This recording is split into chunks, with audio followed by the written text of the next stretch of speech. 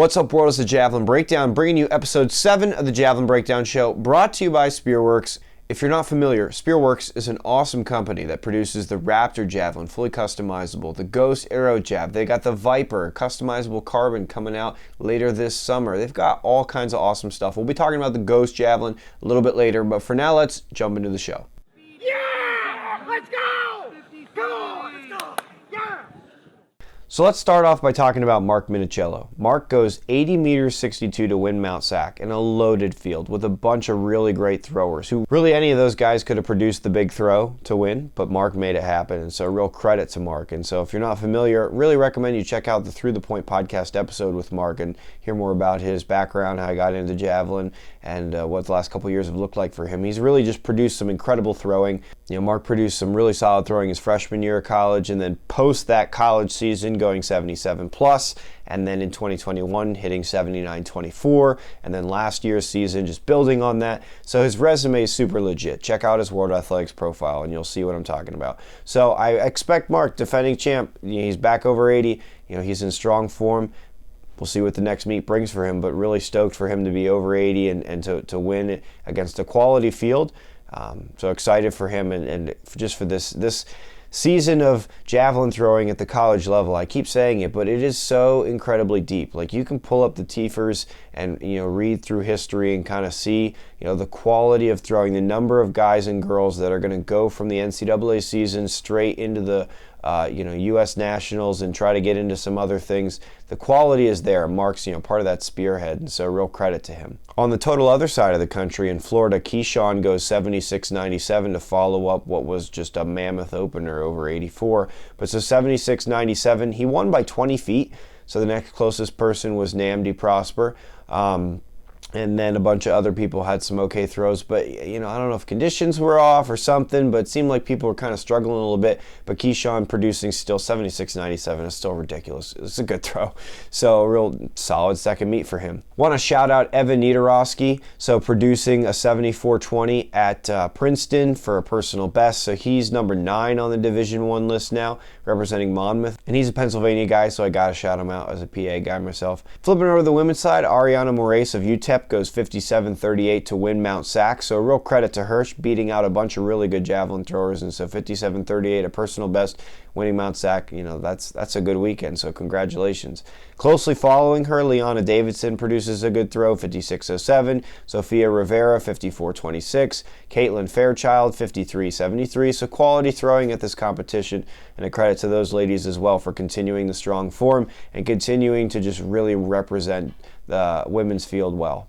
Flipping over to the other side of the country, again, Madison Wiltrout produces 54.74 down in Florida at the same meet as Keyshawn, taking the win. And so, really excited to see her produce that throw after last week not getting to throw. And so I'm like, okay, what kind of form is she in? Because, she's your reigning bronze medalist from NCAAs, and she's one of 2 people returning from last year that's gone over 60 meters. And so, 56.01 is a great opener. 54.74, that's a strong second meet. It's still early, and so that's great. So well done to Madison. Looking at the Division II list, not too much changing, but going to shout out a few people. So Leif Nelson again, 70 meters 22, consistent. Well done, Leif. His teammate, Jacob, producing a personal best of 56.10, and he had a further throw that was unfortunately foot fouled, but expect to see him continuing to climb. Those guys are just getting after it, so kudos to them and coach. And then Brooks Lowe, 64.79 this week. He has a 65-plus meter throw in the books, and so I think he's holding number 8 on the Division II list there, so credit to him, well done. Looking at the women's side, in addition, Jenna Fleming of Lake Superior State produces 45.95 to jump up to 4th place on the Division II list, but otherwise things are kind of holding steady on that front.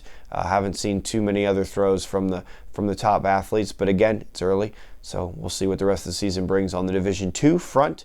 Let's talk about my 3 favorite things about the Spearworks Ghost Javelin. Number 1, the weight. So at 450 grams, it's not as stiff as the 800 or 600 gram javelin, and so with that, I'm able to take more throws in my session to work on my technique, and so that just is a big help on my body to be able to alternate between the 800 or other javelins I have and the Ghost Javelin to, again, just get more reps in a session.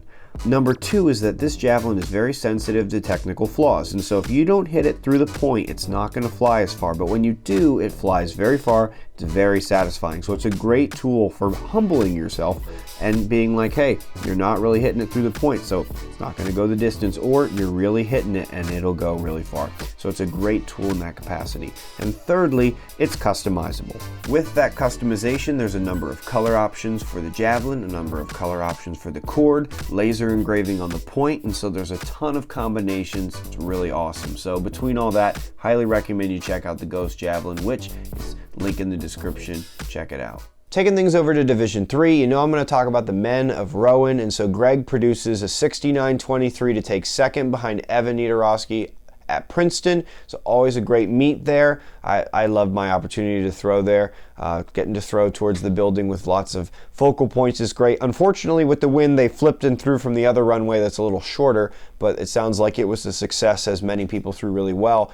Greg's teammate Edgar producing 64.98, so an improvement there, holding spot number 3 on the D3 list. And then Will Lawrence goes 66.17, so this D3 board's heating up. So to be in the top 10, you need 61.02, so 200. That's pretty good for this early in the season, so D3's heating up. Now looking at the women's side of D3, Ava Nelson still holds the top spot. Looking at some additions to the top 10, Isabel Deal goes 45.26, so she's at number 3 now, and Avery Decker goes 43.57, only 9 centimeters off her personal best, so season's best, number 5 on the list, holding strong. Well done, Avery. Flipping over to a division I haven't talked about yet, NAIA. So I help Kendra Odegaard and her coach do a little consulting, and so over the last year she's made a lot of improvements, and so this weekend she goes 45.96, so she's number 2 on the NAIA list. That's a 3-meter PR. Again, I'm just consulting with her coach for the last year, so they're doing some awesome work. So a credit to Kendra and coach, and really excited to see what you guys are going to do the rest of this season. So last week and a little bit before that, there were some really big throws from high school athletes. So let's talk about that. Starting with the crew in the Bahamas, Coach Corrington and his athletes went really, really big. So let's break it down. So Dior-Rae Scott goes 45.23, which would have broken her own U17 record, which before her was held by Rema Otaber, who is now at Nebraska. So Dior-Rae goes big, 45.23. However, she's beaten by teammate Kamera Strawn, who is Keyshawn's sister. She goes 46.07 to set the new record. So really, really big throwing from them. Kamera's only 14, turning 15 soon, setting a U17 record. So both her and Dior-Rae, just incredible throwing. And then Caden Cartwright goes 64.07 as well. So these are huge throws. A quick shout out to JE Productions for the work on the videos that you got to see of the athletes throwing. So thank you for letting us use those in the show today. And again, a congratulations again to Coach, Dior-Rae, Kamera, and Caden for just incredible throwing. Well done. Flipping over to stateside, Drew Mrook goes 220 feet 6 inches, so a monster throw, big personal best. Well done, Drew. And Drew trains with the Javelin Factory, which, if you're not familiar, is a really great training group out in more eastern Pennsylvania, East Stroudsburg-ish area. And so real credit to Barry and John and the work they're doing. If you're not familiar, check out their Instagram. They got a lot of people throwing really far. So well done, Drew. Well done, Javelin Factory. Last week, a really big throw from Jennifer Hinkle, 48 meters 29. And what's really impressive about this throw is her personal best last year was 35.99, which is a great throw. But she's already improved by over 10 meters into this season. And so a credit to her and her coach, Coach Reinhardt, who runs the VZ Javelin Club. So if you're not familiar, you should check it out. He's developing some monster throwers, including Jennifer, so well done.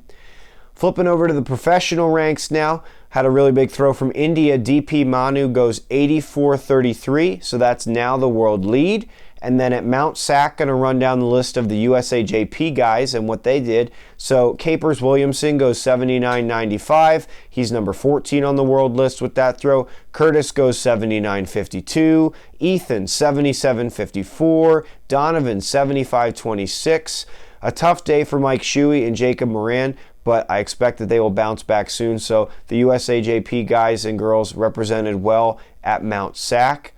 On the women's side, representing China, Libyan produced 61.32. That's number 5 on the list. And just a side note here, I'm sure that pronunciation's wrong. If I ever pronounce anyone's name wrong, whether it's yours or someone you know, please ping me a message. Instagram has a great little thing. It's a little audio button. Coach Corrington Maycock has used it several times to help me out. And so, guys, I want to get these things right. So hopefully I'm getting them right. But if I don't, just ping me, because I want to get them right, okay? So credit to Libyan of China going 61-32. Quality throw this early in the season. It's got her number 5 on the world list. Still 4 months away from the World Championship, so it's still pretty early, especially when considering the pro schedule. Looking at the schedule coming up, there are going to be some big marks, probably, from the men's javelin at the Doha Diamond League. Confirmed entries include Neeraj Chopra, Anderson Peters, Julian Weber, Jacob Vadlech, Ahmed Magor, and so that's who they're promoting on Instagram. But we talked about this last week. Doha is on Curtis Thompson's schedule. That's all I'm going to say. Wrapping up today's episode, you already know it's throws from the people. We have a throw from Andrew Moritz. He goes 46 meters 70. Well done, Andrew. Thanks for sharing. Then we're taking a look at Henry producing an awesome throw, 48 meters 46. Well done. Again, thank you, Henry, for sharing. And then finally, we have a throw from Dominic Hanko producing 50 meters on the dot.